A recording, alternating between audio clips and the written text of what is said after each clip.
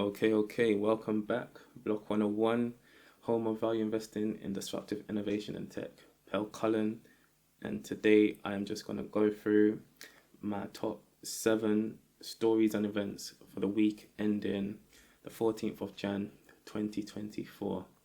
If this is your first video with me for the new year, then Happy New Year to you.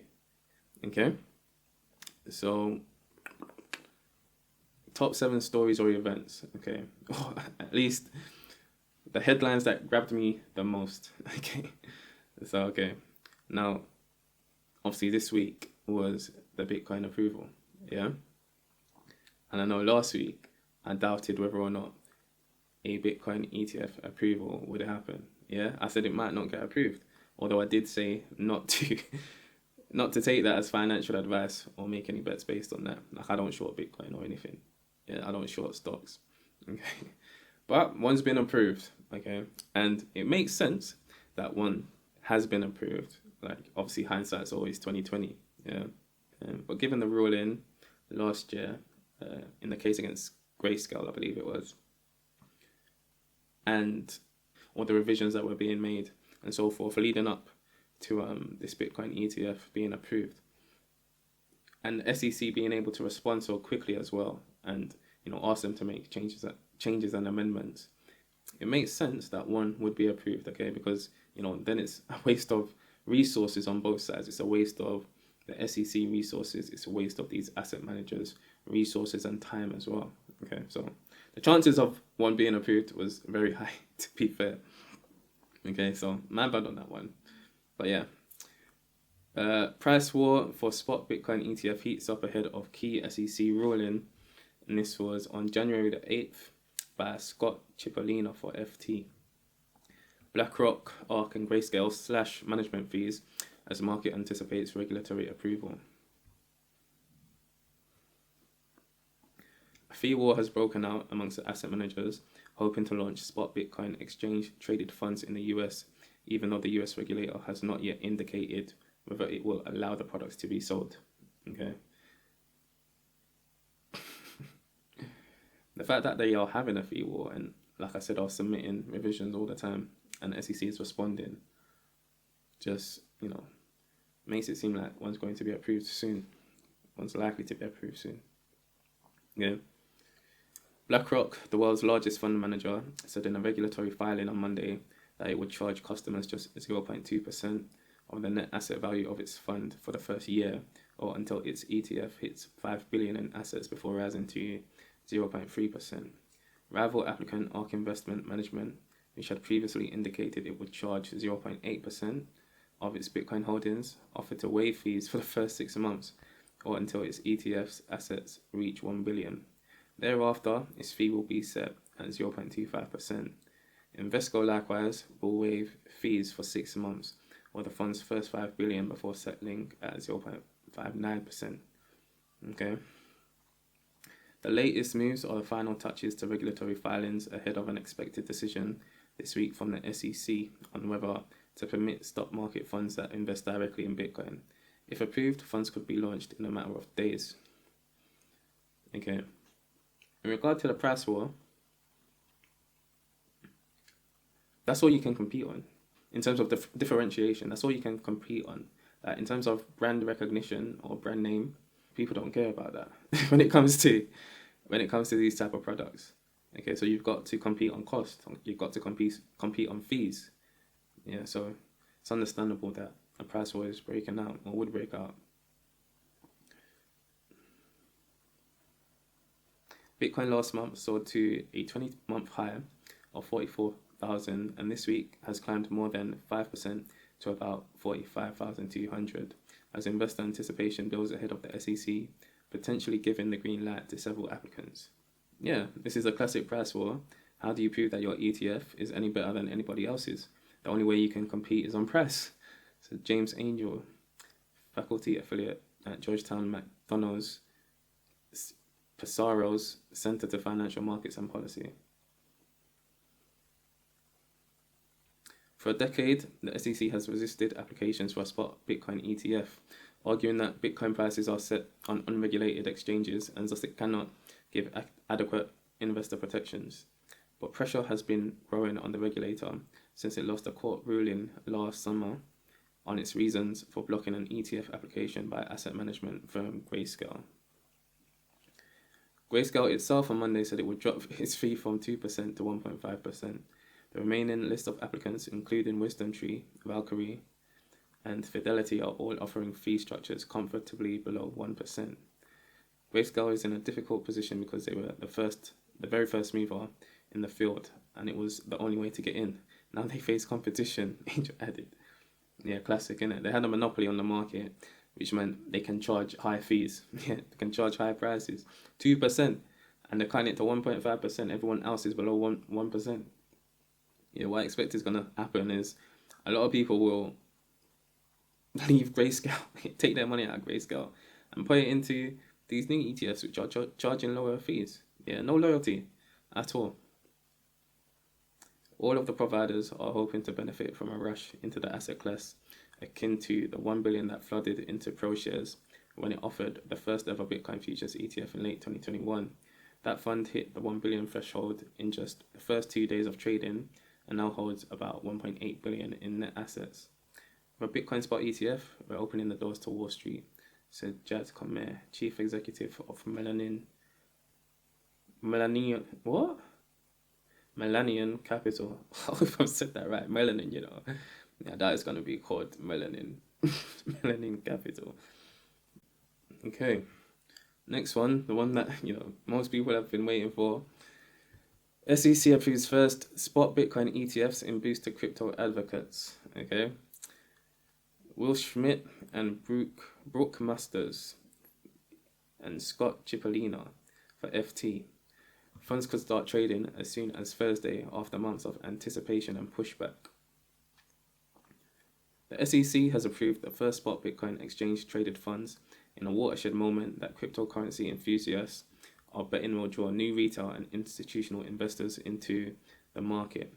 The top American securities regulator cleared 11 ETFs to list, with sponsors ranging from established players such as Fidelity and Invesco to digitally focused newcomers including Grayscale and ARK Invest. The first funds, which trade on exchanges like stocks and enjoy special tax treatments in the US, are expected to start trading as soon as Thursday morning, when BlackRock will ring the opening bell at Nasdaq to promote its iShares Bitcoin Trust. The approval comes after months of anticipation and a bitter legal battle. It also caps a wild 24 hours that saw hackers briefly seize control of the SEC's account on the social media site X and falsely claim that the applications had already been approved, prompting sharp swings in Bitcoin's price.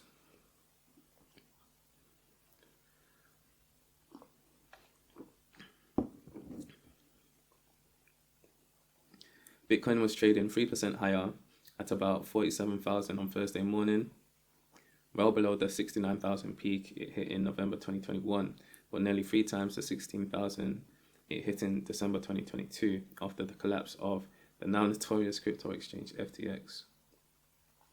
While spot Bitcoin ETFs have been available in other markets, the US approvals are expected to usher in a new era for the most popular and liquid crypto token. US institutional and retail investors will now be able to gain direct exposure to the coin through a regulated product, without the risks of buying from unregulated exchanges or the higher costs associated with ETFs that invest in Bitcoin futures. It's a huge milestone, its recognition of Bitcoin being a large-scale traditional investment, said Jad Comer, chief executive of Millennium.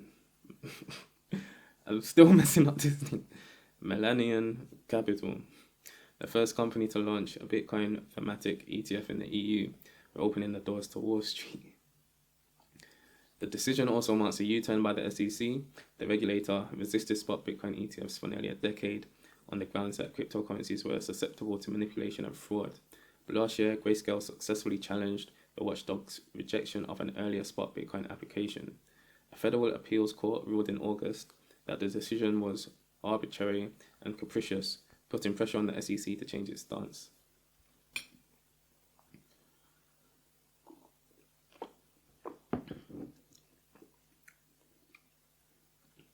Some crypto enthusiasts are betting that The ETFs will substantially boost demand for digital assets, though some ETF observers are skeptical that massive sums will flood into the products. But consumer protection and investor groups have warned that making the product available via an ETF would encourage retail investors to move money into a sector known for repeated scandals and massive price fluctuations. Dennis Kaleher, I'm terrible with names, president of Better Markets, let's just say that, president of Better Markets, said the approval is a historic mistake that will not only unleash crypto predators on tens of millions of investors and retirees, but will also likely undermine financial stability.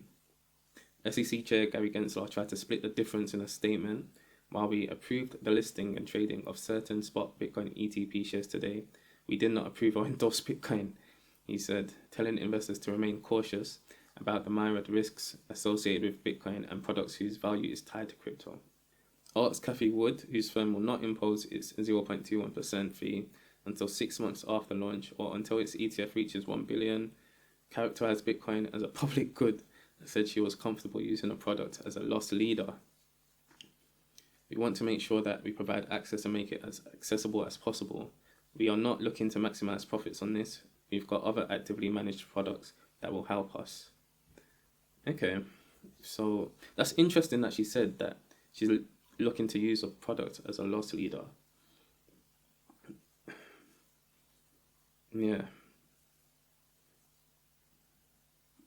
Which makes me question whether she really has belief in Bitcoin like that, to be honest.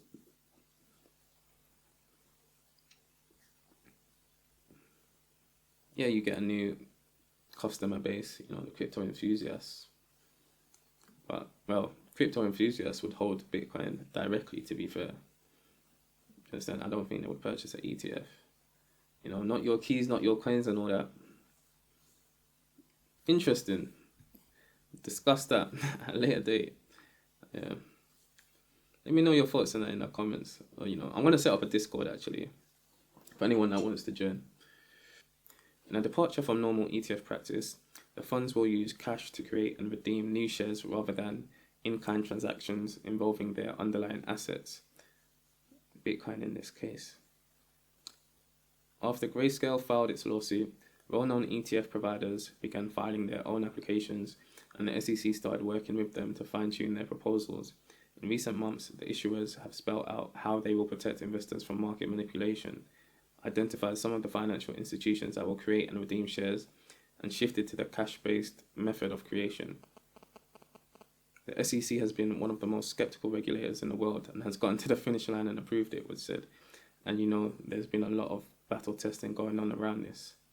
So yeah, Bitcoin's now been approved. It's now a regulated product. Well, ETF is a regulated product available on a few exchanges.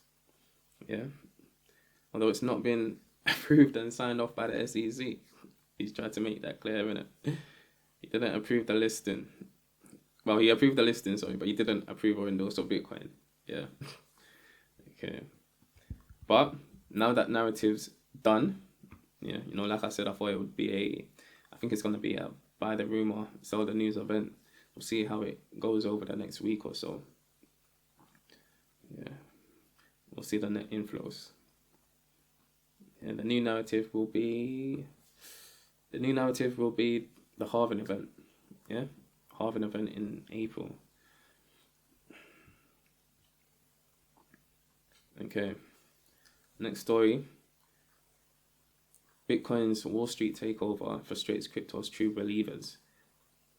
By Niku Asghari and Scott Cipollino for FT. Hope I've said his name right. Mr. Asghari. Approval of first Bitcoin ETFs undermines libertarian views of alternatives to mainstream finance. True. Very true. The price of Bitcoin soared to its highest level in more than 2 years this week, as speculators bet that the first approved stock market funds for cryptocurrencies would open the door to a wave of new investors. But some enthusiasts say the Wallstreet takeover betrays their vision of crypto as an alternative financial system, away from the prying eyes of government and mainstream finance, and cements Bitcoin's status as merely a vehicle for speculation. They have a point. Yeah, and these are going to be the early enthusiasts. Yeah, the hardcore cypherpunks. The founding principles of Bitcoin and decentralized currency is really this cypherpunk going against the grain, going against the big institutions. It said Xavier Nukajam, a crypto startup founder from the UK. If you create this alternative and have to submit to what already exists, you failed. He's got a point, true. That submission was underlined this week by the fanfare around the launch of Bitcoin exchange-traded funds after more than 10 years of applications rejected by the SEC. Yeah, like, when it started out, as, the whole concept of being your own bank, okay, controlling your own money, not your keys, not your coins. They had that whole mantra. But now it's worth something. Now it's worth what? 40,000, 45K. Yeah, even before then, when it reached 16K or even 10K, it started to be about money, innit? Yeah. It started to be about money. And now they're involved. People that hold large sums of Bitcoin, they're richer than they have ever been. And I doubt few would have ever believed it would get to the heights it has, or at least touch 69,000. I didn't believe it would touch 69,000. And that's just being honest. Not when I first heard about it, at least. Do you understand? Franklin Templeton, the asset manager, tried to underline its newfound crypto credentials by turning the eyes of founding father Benjamin Franklin in its logo into red lasers on social media, aping a popular meme denoting enthusiasm for Bitcoin. Yeah, I don't think Benjamin Franklin would approve of that, to be fair. I don't think he would. It's the end of a very long journey, said Jean-Marie Mognetti, CEO of asset manager CoinShares. Bitcoin has graduated with distinction and is recognized as an investable asset class. Yeah, I don't think so. At least not by the SEC. At least not by the SEC. I wouldn't say graduated with distinction, to be fair, given how tumultuous it has been, the journey. Bitcoin has traveled a long way since its invention by Satoshi Nakamoto, whose true identity has never been revealed in 2008. His famous white paper described a payment system that stood apart from mainstream financial institutions, instead relying on the public record of blockchain technology. He and his early adherents championed the countercultural ethos of cypherpunk, with its emphasis on the power of cryptography to protect an individual's privacy from the long arm of the state. However, that vision has struggled to get real-world traction. Bitcoin's use as a widespread tool for payments has been limited because it is too cumbersome and slow to verify transactions. El Salvador made Bitcoin legal tender in 2021, but consumers there have mostly shunned it. Its finite supply led many to tout it as a hedge against inflation and the debasement of mainstream fiat currencies. That narrative took a hit last year when global inflation soared, but the price of Bitcoin tumbled. So I'm saying it's all about narratives, It's all about narratives. Today, such uses for Bitcoin are mentioned more rarely, but its status as a speculative asset, albeit a highly volatile one, has been bolstered by its recent rebound and underlined by this week's fund launches. The excitement surrounding Bitcoin ETFs just exposes how hollow the Bitcoin narrative always was, said Hilary Allen, professor of law at American University Washington College of Law. Anyone who knew anything about economics or finance could have told you from day one Bitcoin was never going to work as a payment system. People have been in this to make a quick buck and have a number go up, Allen added, referring to a popular post among crypto devotees about their market gains. Oh, she's hilarious. US regulators, nervous of the scandals that have plagued the crypto world in recent years, seem inclined to agree. Although the SEC approved the ETFs, Chair Gary Gensler was keen to stress that the agency had been pushed into its decision by a US federal appeals court ruling last summer. We did not approve Bitcoin, he said. He noted that underlying assets in other ETFs, such as metals, had consumer and industrial uses. Bitcoin is primarily a speculative and volatile asset that's also used for illicit activity, including ransomware, money laundering, sanction evasion, and terrorist financing. Fellow SEC Commissioner Caroline Crenshaw, who dissented from the approval, warned that spot markets remained open to fraud and manipulation. Still, some in the industry see a newfound respectability for Bitcoin, whose price has soared nearly 1,300% over the past 5 years, far outstripping other assets. Well, they would do with that kind of gain. Do you know what I mean? I think a lot of their libertarian vision was frauds and the shitcoins. Andrew Bond, senior research analyst at Rosenblatt Securities, referring to smaller cryptocurrencies often launched to make a quick profit for their founders. If you look at where there's been regulatory action, where there's been problems with the crypto space, it hasn't been Bitcoin. I wouldn't say they're all shitcoins, to be fair. That's a big generalization. There's a lot of shitcoins, but not all of them are shitcoins.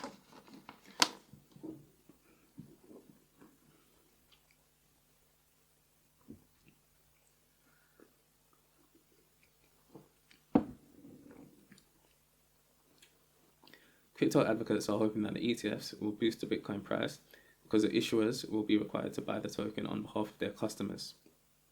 The coins will be held at a custodian, and the issuer will create and redeem shares to represent the owner's share of the pool. Jad Kamer, founder of digital asset investor Melanonia. What is this? Melanian. Is that what it's called? Melanian Capital bought his first Bitcoin in 2013. You had all these technological hurdles, he said. I was really worried about losing my phone and as a result, losing my Bitcoin forever. Now you're in the hands of the biggest players in finance like BlackRock and Fidelity. And you know they're going to take all the necessary measures to safeguard people's assets. Yeah, it's going against the initial vision. Yeah. The whole point was be your own bank, innit? And not your keys, not your coins. Yeah, it hasn't done well in that regard. The greatest impact may yet be on the crypto exchanges, which have been the only option for people who want to hold Bitcoin for the long term. That's not true. You can have your own private keys. So you can have your own wallet. You can maintain your own wallet. You know, you can put it into cold storage, get a ledger wallet or a paper wallet. It's all about the money. That's what it is. Too much money came in. There will now be a bifurcated market in crypto, said Alison Jimenez, president of Dynamic Securities Analytics, a securities litigation consultancy. Those that still want to trade crypto will still go to these exchanges. Those that want to hold Bitcoin as an investment will just take the simpler and more straightforward ETF route. If I simply just wanted to hold Bitcoin as an investment, then, you know, investments for the long term, or for the long term as well, you're talking at least 5 years. I'd hold it myself. Do you know what I mean? I'll hold it in a ledger wallet. Like I have a ledger wallet. Do you know what I mean? So yeah, it's for these people that don't understand technology, but they just want to get in on it because, you know, they don't want to be left out or miss the next opportunity. Do you know what I mean? For gains. Yeah, they don't understand the product very well, and you shouldn't invest in something that you don't understand. If you don't understand how to create a wallet, you know, and move money around, move your assets around, you know, transfer from one wallet to another, or look after your seed keys. If you don't know how to do that, I don't think you should be holding crypto or investing in crypto at all, because you don't understand the product. For some, the introduction of regulated third parties like custodians, exchanges, asset managers, and market makers is an example of another emblem of a counterculture that became commoditized by mainstream finance. Yeah. James Angel, associate professor at Georgetown University, pointed out that alcohol and cannabis had once been illegal but have since become traded assets. In the same way, Bitcoin was seen as an outlaw outside of the respectable space of investments, but now it's taken its place in the old boys club, he said. Wallstreet is really good at selling stuff, and they'll sell anything they can make a buck on. Essentially, that's what it is, isn't it? That's what it is. And it doesn't even matter if the price goes up or down. They'll still make fees. They'll still make money. You know, like that. They'll still make money. Just being the middleman. Yeah. Alright, next story. Vanguard's Bitcoin ETF snub highlights Wall Street divide by Joe Light for Barron's.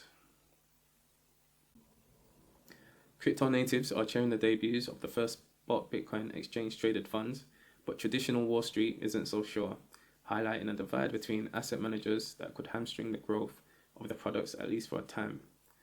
The standard bearer of the anti-Bitcoin crowd is Vanguard Group.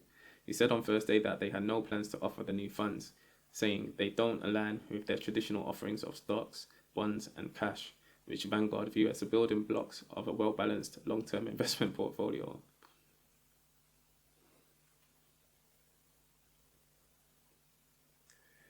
Sharmin Mostafa Rahmani, he leads the investment strategy group at Goldman Sachs Private Wealth Management, told the Wall Street Journal that Bitcoin is speculation rather than a legitimate part of an investment portfolio. The comments highlight a divide between Wall Street executives, some of whom have jumped into cryptocurrencies, and the fees that such business can bring in, even as others say crypto hasn't found a reason for existence. Fidelity has also long pushed the envelope in including digital assets in its offerings. The firm in April 2022 said it would include a Bitcoin product as an option for 401k plan sponsors. During ire from the Labour Department, it also launched its own crypto trading platform. Vanguard's decision to shun the ETFs continues a long-standing aversion to funds that the company views as speculative or incompatible with long-term investing. The company, for example, in 2019, stopped letting investors buy leveraged or inverse funds. You know what? I have to rate Vanguard for that. To sticking to their values and their principles. They're not like the other asset managers that are just looking to make a quick buck. You know, like that. State Street Global Advisors, another large ETF provider behind the SPDR series of funds, also hasn't said it would launch a Bitcoin ETF. A spokeswoman in a statement said, "We continuously evaluate our lineup of ETFs," adding that the company has participated in digital asset products in other ways, such as providing fund administration for some of the new funds.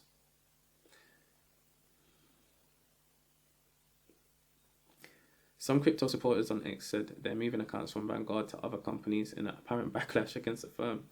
This decision by Vanguard is absolutely an unforced error, and one that I believe will put the company at a longer-term disadvantage relative to competitors, said Nate Garassi, president of the ETF store, an advisory firm. Garassi said the move will likely alienate younger investors. It might alienate younger investors, but, you know, the older investors, the baby boomers, are the ones with all the money. You know, like that. They're the ones with all the money. And when you have assets, substantial assets, you're going to be more risk adverse. Okay, you're going to be more risk adverse, whereas Bitcoin is a high risk asset. Do you understand? Whereas, you know, fair enough, the younger generation with less assets, they're going to be more risk seeking. They're going to take more risks. Yeah, they want to see number go up. They want to make that quick money and quick returns, fast cash. Yeah.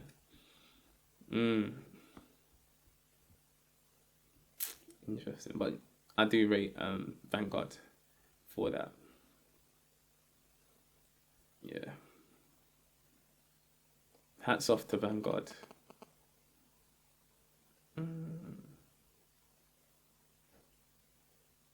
Next story. Apple to sell Vision Pro in US next month by Michael Acton. Okay. Mixed reality headset poised to usher in era of spatial computing amid slowing sales for iPhone.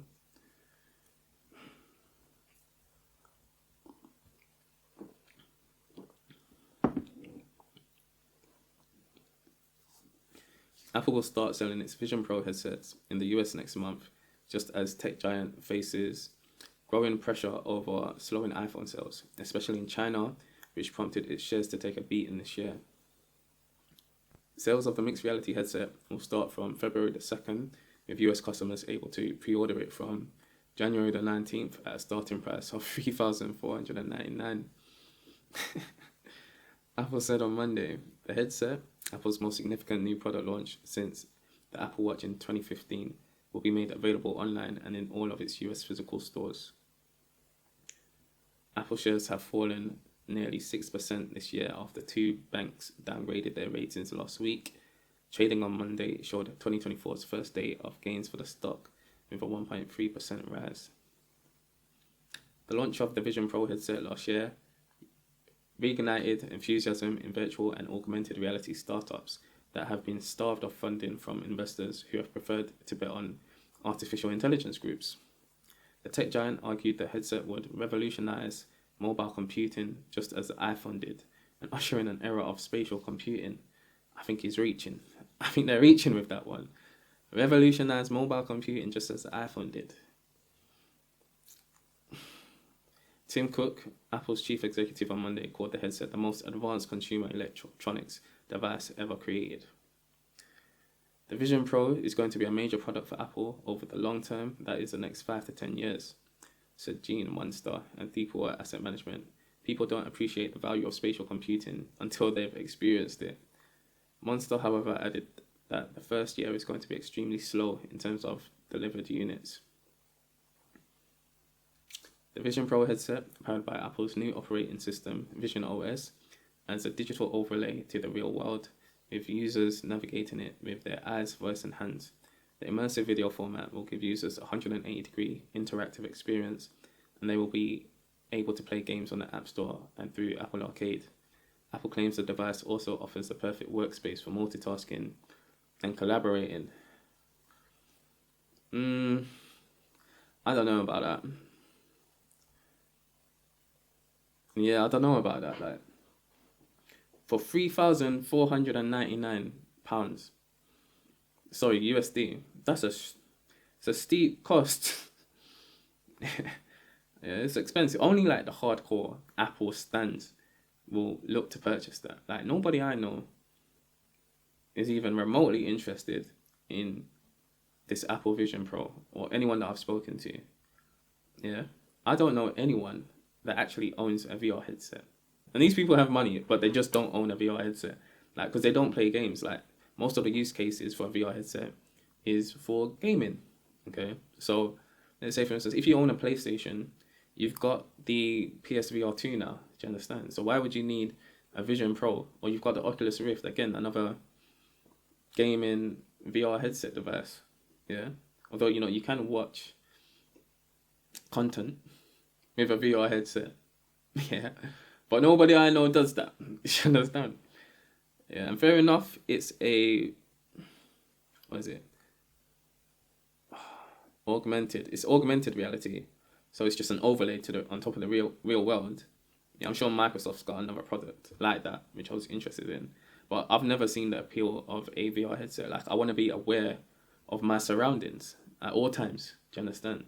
And screen sizes are, as big as they are. You got 78-inch TV screens, 105-inch TV screens, especially in America as well. 55-inch TV screens, or monitors, let's say. They're immersive enough as it is. Like, people don't even go to the cinema that much anymore, yeah, because they've got big ass TV screens at home, yeah.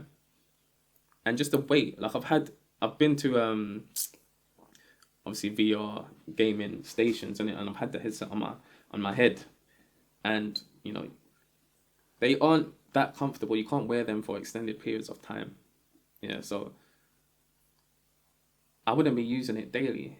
So for $3,499, it's probably gonna sit in my room on a table collecting dust. Yeah, it will end up sitting on the table collecting dust, or sitting on a shelf collecting dust. Yeah, I think Apple fumbled it with this one, to be fair. And they don't usually fumble.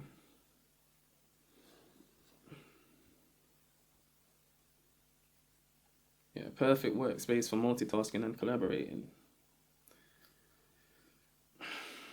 As I said, Microsoft's got a product out, and I rarely hear about it. I can't even remember the name of the product. But I know I was interested in it, at the time. Yeah. Apple unveiled the headset in June 2023 after 7 years in development, but faced with the complexity of the design, Apple cut production forecasts from 1 million to 400,000 in 2024. Apple declined to comment on when the device will be made available outside of the US and how many units the company expects to ship in 2024. Analysts have been cautious in their expectations of Vision Pro sales. In a note in December, UBS analysts said the device would initially have limited financial impact.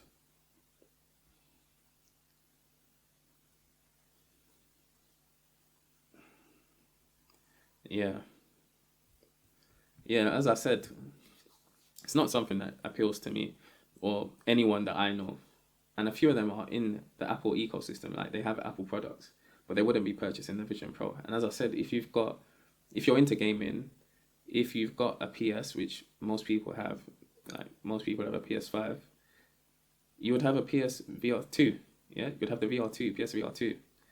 So why would you need a Vision Pro as well? Do you know, like that?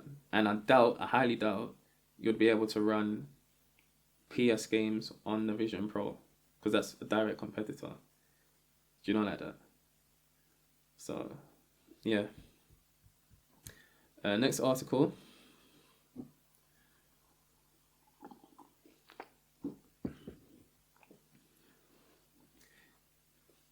AI and quantum computing flagged as new global risks by the World Economic Forum. Jose Antonio Lanz for Decrypt.co. The World Economic Forum warns that artificial intelligence could adversely impact healthcare, information integrity, and labor markets. The World Economic Forum has published its Global Risks Report every year for nearly 2 decades. The 19th annual edition lists a brand new worldwide threat and dedicates an entire section to its myriad implications, artificial intelligence. The WEF report tracks the most severe risks we may face over the next decade, which include climate change, geopolitical power shifts, human migration, and technological acceleration. Overall, the 2024 edition says there is a predominantly negative outlook for the world over the next 2 years that is expected to worsen over the next decade. Yeah, things are only going to get worse. But AI and technology in general turn up throughout the report, notably when discussing societal polarization, which ascended to a top 3 risk and was placed 9th in long-term threats. As polarization grows and technological risks remain unchecked, truth will come under pressure, the report warns. The WEF report delves into AI's diverse implications across the board. In healthcare, it raises alarms about the ethical use of data, noting potential biases in medical R&D that favor wealthier populations. New healthcare solutions and early diagnosis, medical research and development could be geared towards the wealthy, the authors note, mirroring many of the criticism levied at the billionaire leaders of the longevity movement. Yeah. A combination of AI tools could enable the creation of more targeted and severe biological weapons, the report adds. These mirrors broader concerns about AI deepening economic disparities, especially between high and low income nations. Quantum computing, another AI-heavy frontier, is also flagged as a potential disruptor, threatening the current tech regime and presenting significant security risks. In the realm of geopolitics, meanwhile, AI's increasing integration into military applications will put pressure on ethics and human rights, particularly as they relate to autonomous weapon systems. Quantum computing could break and remake monopolies over computer power, posing radical risks in its development, the report says. Criminal actors have already launched harvest attacks, also known as store now, decrypt later, in anticipation of a cryptographically significant computer. Much of the WES warnings on AI were tied to deepfakes. With the explosive growth of AI-generated content, discerning fact from fiction has become a formidable challenge. Misinformation and disinformation introduced via false, imposter, manipulated and fabricated content are thus catalogued as global risks for their ability to shift public opinion in a significant way towards distrusting facts and authority. Yeah. The report also highlights AI's impact on the global job market, predicting significant disruption across various sectors. This specific issue has been quite controversial across different industries, from entertainment to pure scientific research. The rapid replacement of humans by AI has led to a global labour situation that some experts believe could have a serious impact on future generations. While AI may create new job opportunities, the WEF notes could also lead to substantial job losses, exacerbating economic instability. Sorry about that, I need water.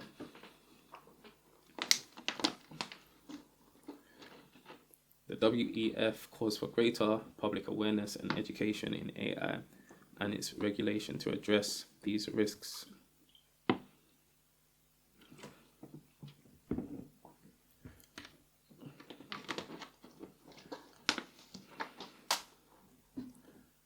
Okay.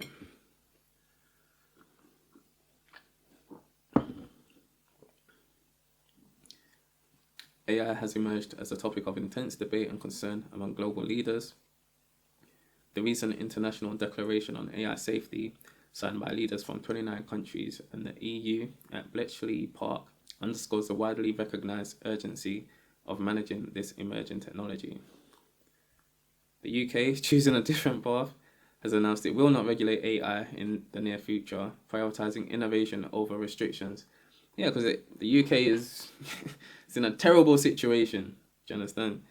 Terrible situation. Like, I currently live in the UK and I'm thinking of moving, to be fair. Yeah, the prospects for the UK are bleak right now. We've got no respect worldwide. You know, our technology is poor. So yeah, to get ahead, you know, they're going to experiment with AI or to try and catch up. We're so far behind. We're so far behind. Next article, Deloitte rolls out artificial intelligence chatbot to employees. About 75,000 staff to be given access to PairD, a tool with the advice to validate accuracy and completeness, by Simon Foy for FT. Deloitte is rolling out a generative artificial intelligence chatbot to 75,000 employees across Europe and the Middle East to create PowerPoint presentations and write emails and code in an attempt to boost productivity. The Big Four accounting and consulting firm first launched the internal tool called PairD in the UK in October, in the latest sign of professional services firms rushing to adopt AI.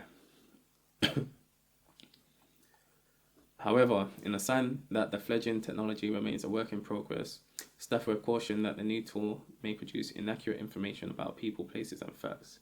Users have been told to perform their own due diligence and quality assurance to validate the accuracy and completeness of the chatbot's output before using it for work, said a person familiar with the matter.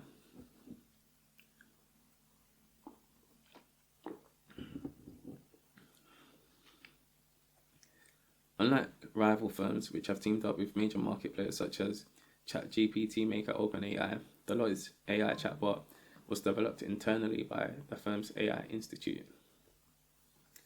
The rollout highlights how the professional services industry is increasingly adopting generative AI to automate tasks.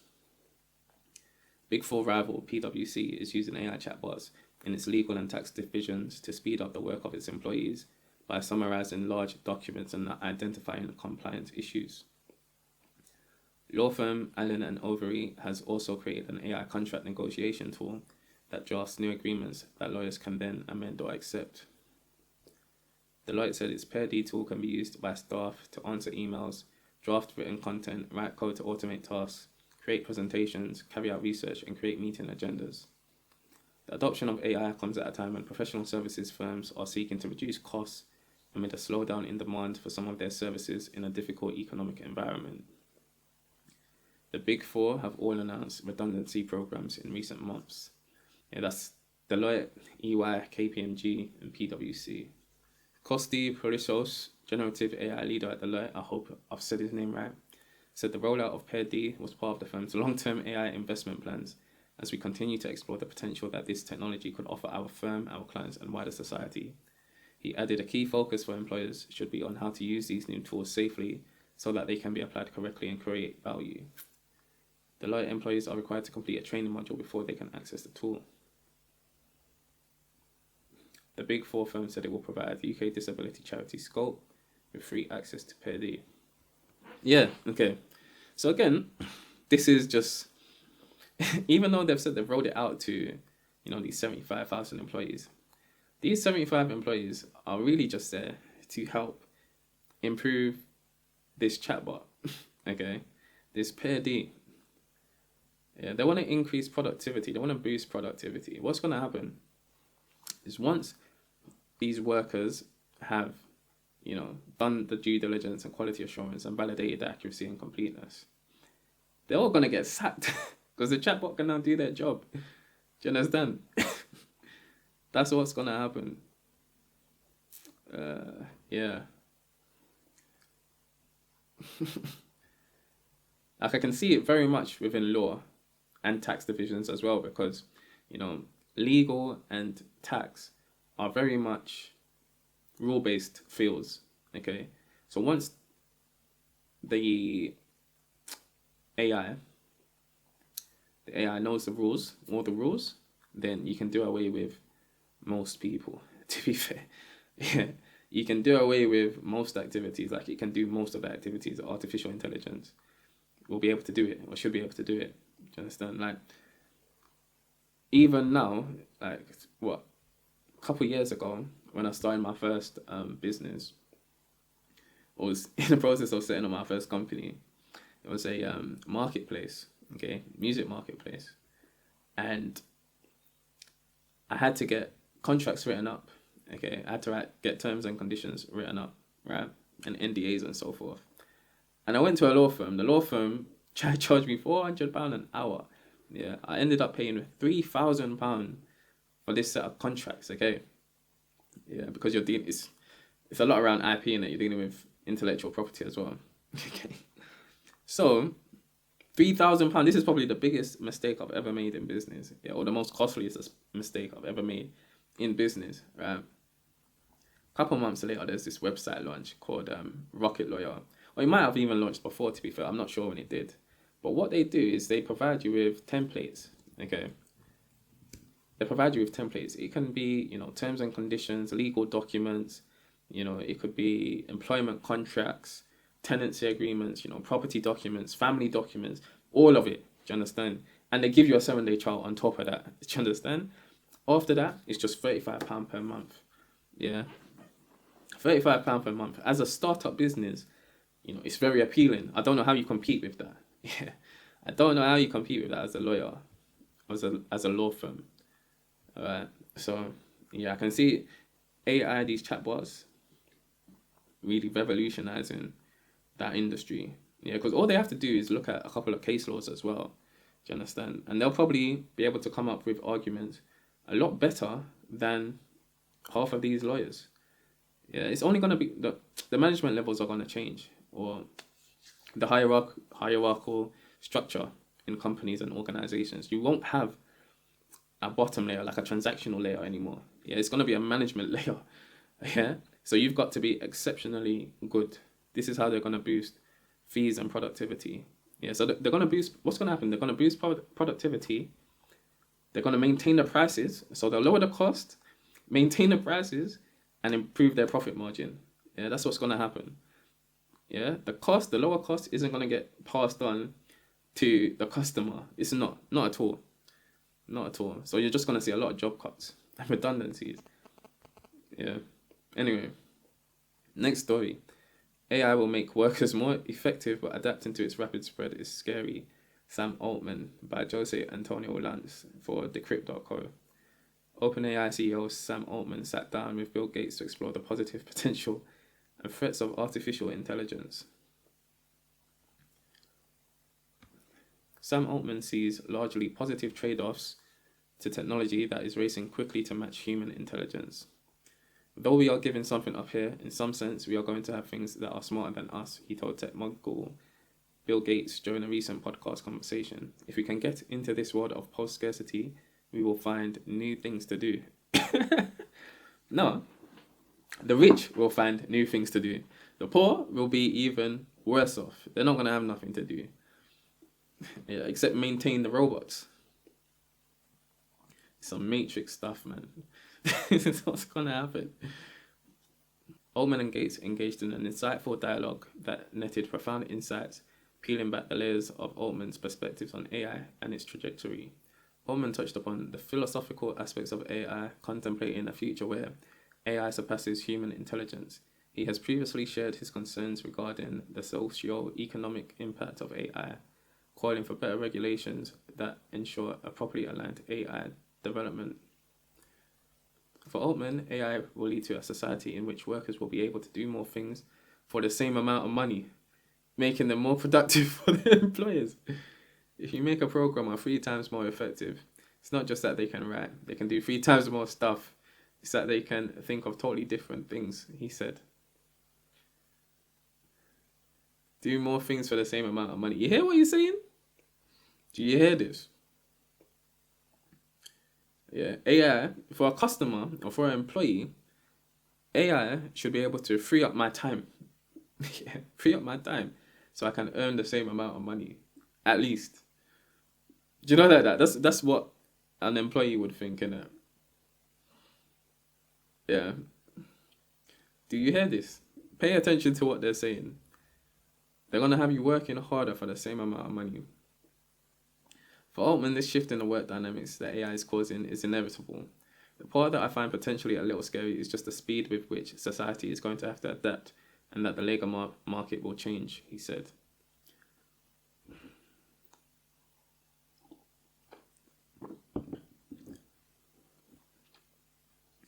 Altman previously said that the hypothetical idea that we already have done something really bad by launching ChatGPT is something that bothers him. Hey, he opened Pandora's box, innit? However, as worried as he may sound for the future of those affected by AI, OpenAI is relentlessly pushing the boundaries of its GPT models, presenting more powerful LLMs, a store for customized agents that could easily replace more jobs, and partnering with news sites to train its future GPT-5 model on their content.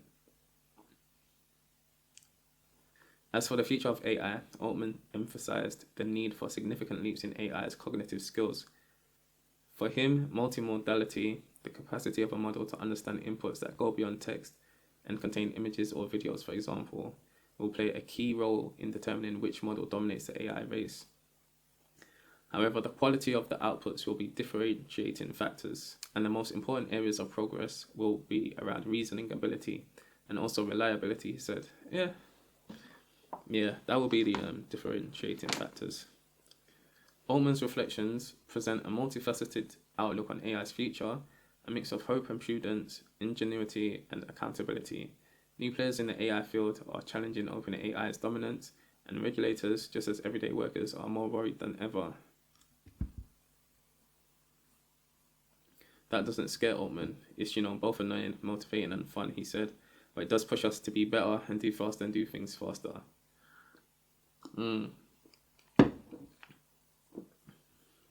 Yeah. I'll need to listen to that podcast episode, to be fair. I will. Right, last story.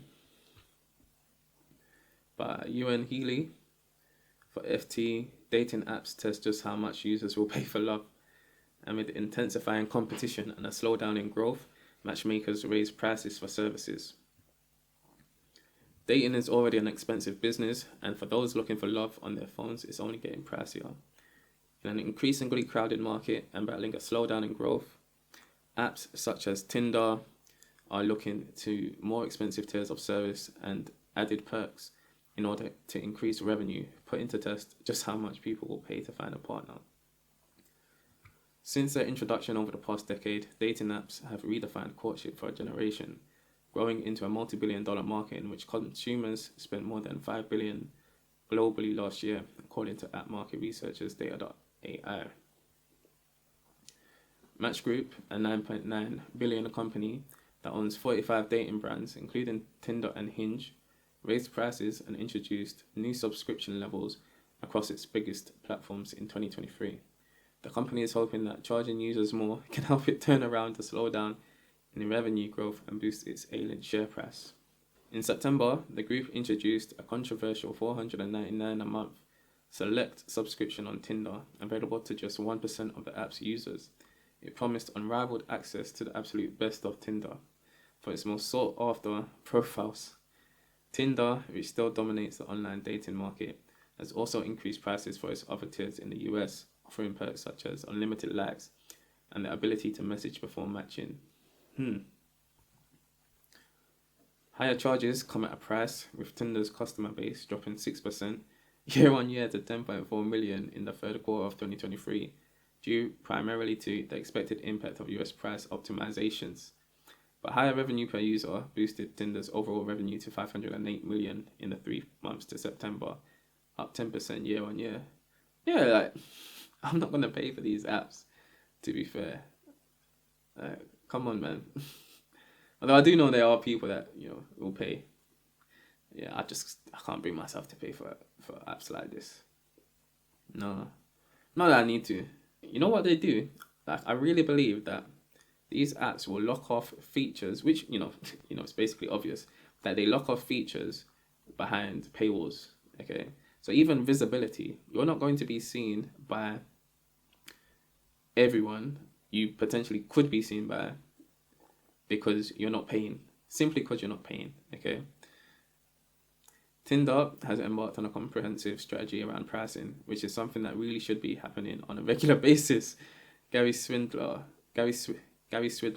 Match Group Chief Financial Officer, said on an earnings call in May, adding that there was still room to increase prices in certain spots. Yo, this Gary Swindler, this CFO is ruthless, man.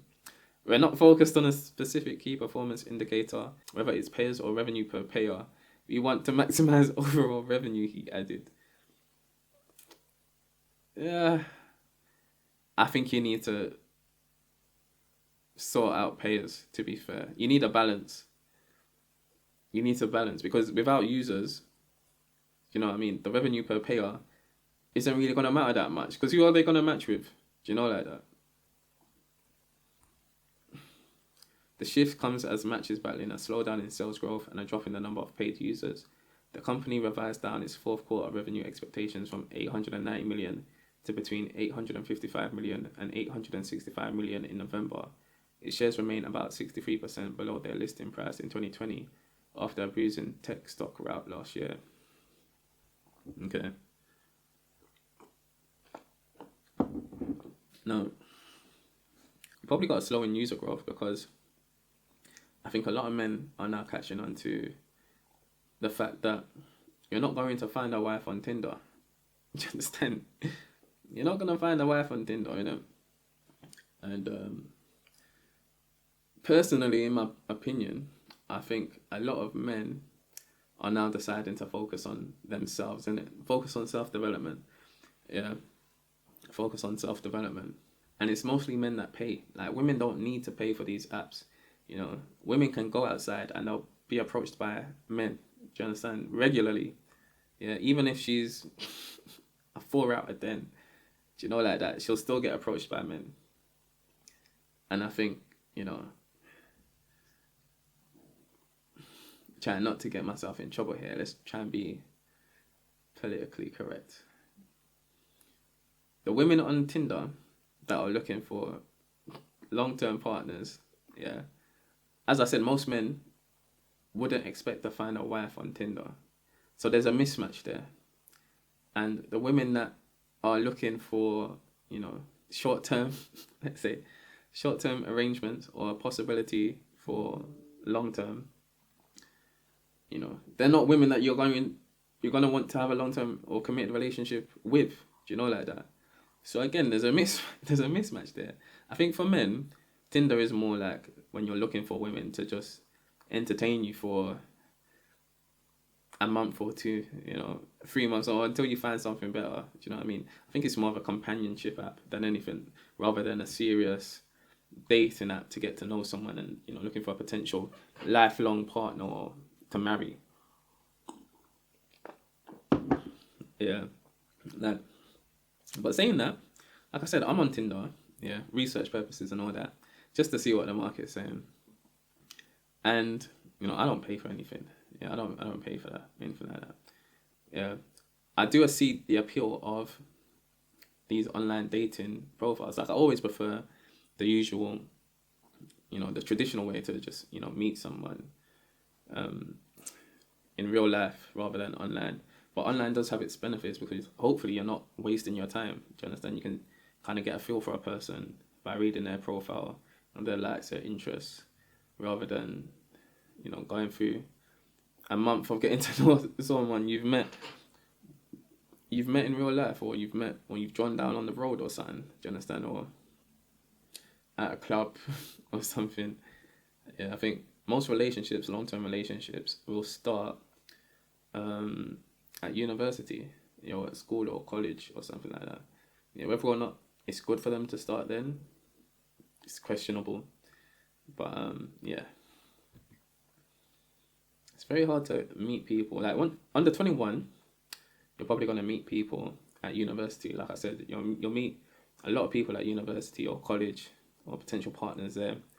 21 to 25, you'll probably meet people at, work functions, events, networking events, things like that, award ceremonies. These are like the best places to meet people.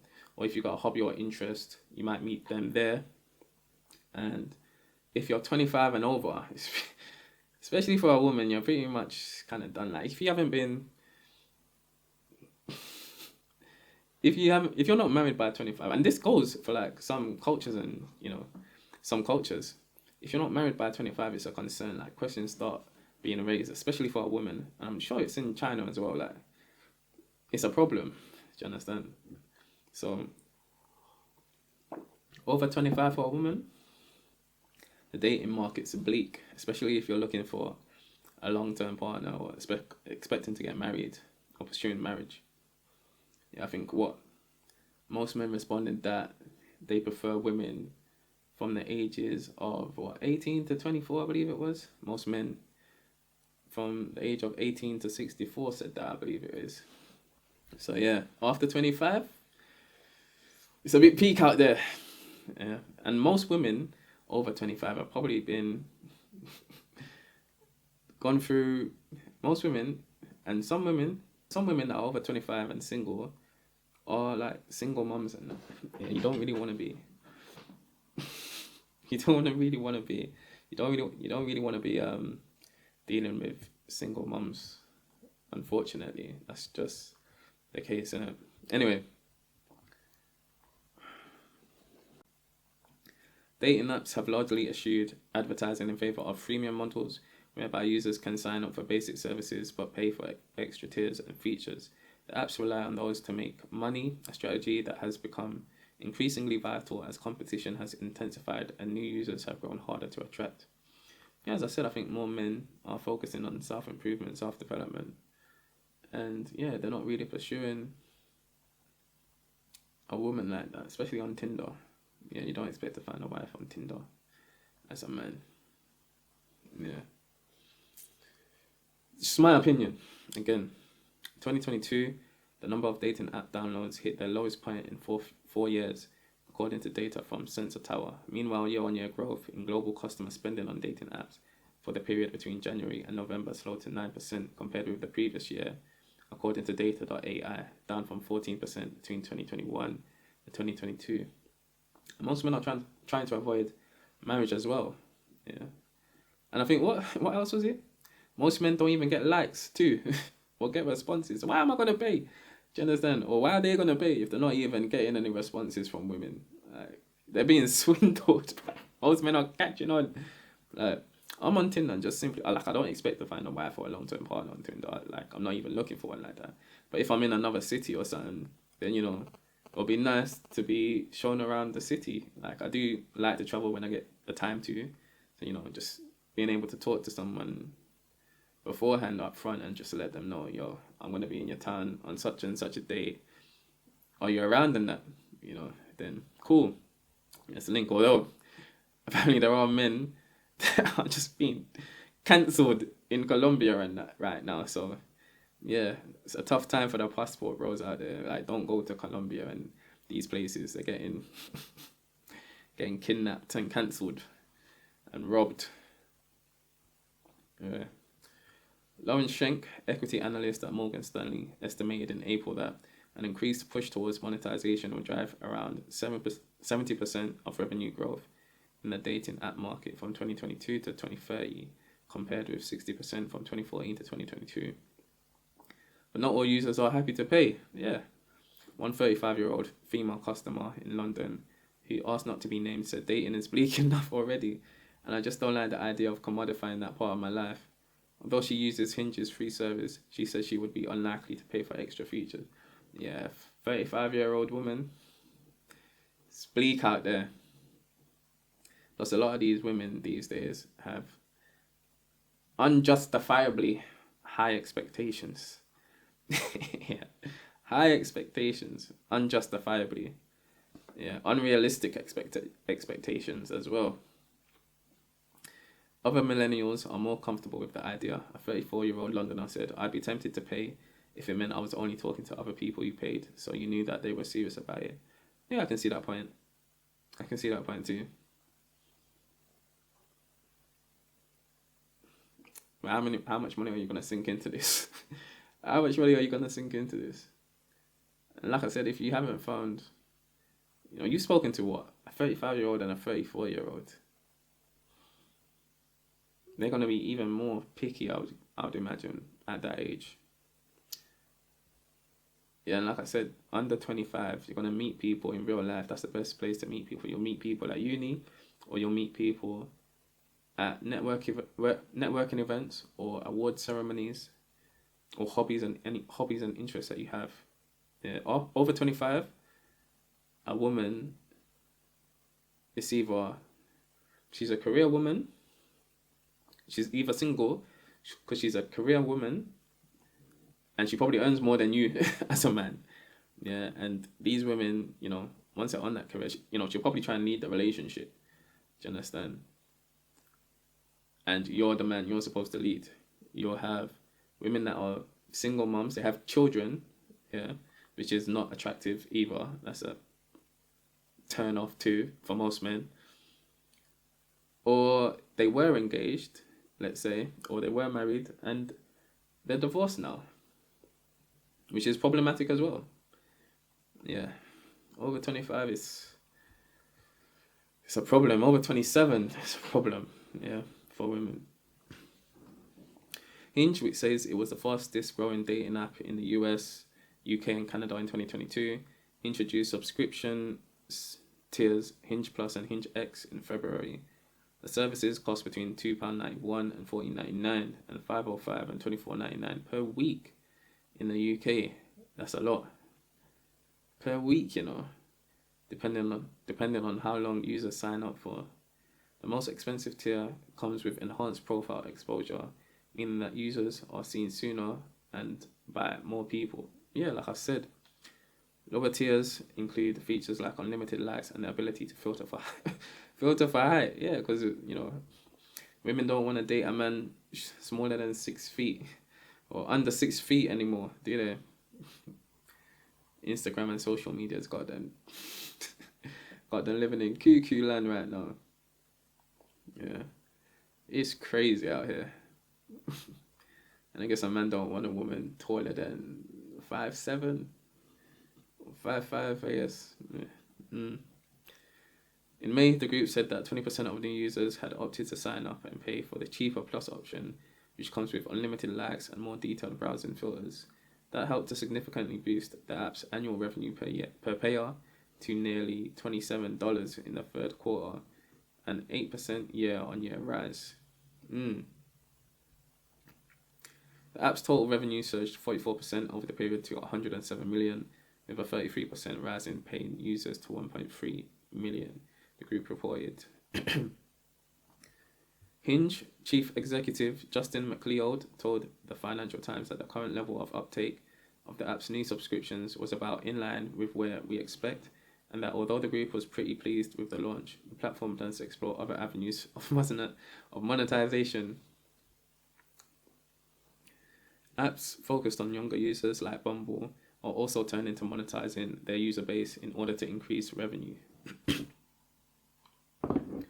The company is also under pressure after Chief Executive Whitney Wolfe Herd announced in November she was leaving. Its shares are currently down over 80% over the past 5 years. That's crazy. I swear Bumble's the one where the women are supposed to reach out to the men. Yeah. Women are supposed to reach out to the men. or contact the men first. And whilst it sounds good in theory, dating in general don't usually work like that. It's the man that pursues the woman. And all the men that women are interested in, you can consider them high value men. Yeah, women chase the 1%. The 1% have options. Do you understand? And the 1% are probably not on Bumble. They don't need to be chosen by a woman. They don't need a woman to choose them. You know, like that. So, yeah. And you're going after younger users as well. Gen Z. Probably targeting the wrong audience. They told investors in November that while the group's products had focused largely on Gen Z engagement, monetization with the recent launch of weekly subscriptions, addition of new features behind the paywall, and progress of revenue optimization had been a critical part of recent strategy. However, with a cost of living crisis weighing on millennial daters, the idea of paying for love is turning some off.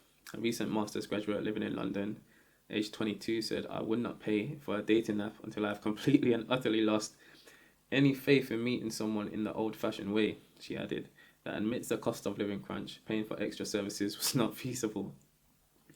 Yeah, like Gen Z is not going to be paying for dating apps. Come on. Nah.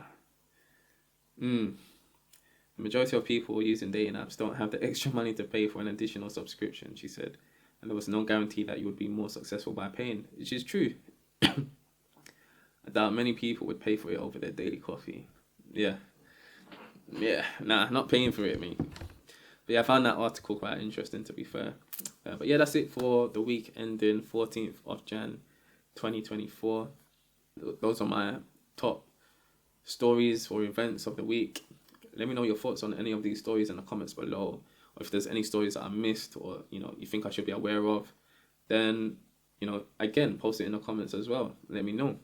If you enjoyed this video, then hit the like button. If you think a friend will find it useful or might find value from it, then please share it with them and hit the notification bell as well. Like, I should be posting every Sunday, by 2 p.m. Yeah, sometimes it might be on Monday though. So yeah, hit the notification bell. And yes, feel free to join the Discord as well. I will be setting that up where we can discuss like news, investment strategies, and also the strategies that these companies are implementing as well. And I'll also be running trading competitions too. Yeah, but that might go through Patreon. And also get involved in some more technical analysis, and dive deeper as well. Yeah, so yeah. Pearl Cullen, Block 101, home of value investing in disruptive innovation and tech. Bitcoin spot ETF has now been approved. We await for the new narrative in that field, which is looking likely to be the halving event. And we will see the progress of the ETFs and how well they perform next week. But yeah, stay blessed. Have a great week. See you next time.